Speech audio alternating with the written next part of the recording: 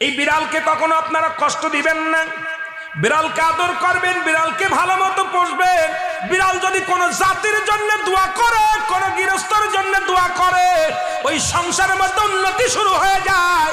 ওই সংসারের মধ্যে আর এক নাম্বার হলো, যে ঘরে বিড়াল থাকে সেই ঘরে জিন আসতে পারে না, জিন বাস করতে পারে না।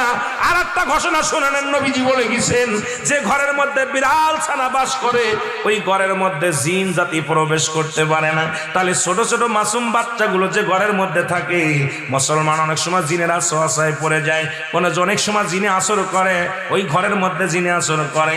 যে ঘরের মধ্যে বিড়ালকে আদর করে বিড়াল থাকে, ওই ঘরের মধ্যে বিলাই বিড়াল বিড়াল বিলাই বিলাই, এইটা যার ঘরের মধ্যে আছে, এই ঘরের মধ্যে দুষ্ট জিনেরা আসতে পারে না। জোরে জোরে চিল্লায় বলা যাবে না মারহাবা।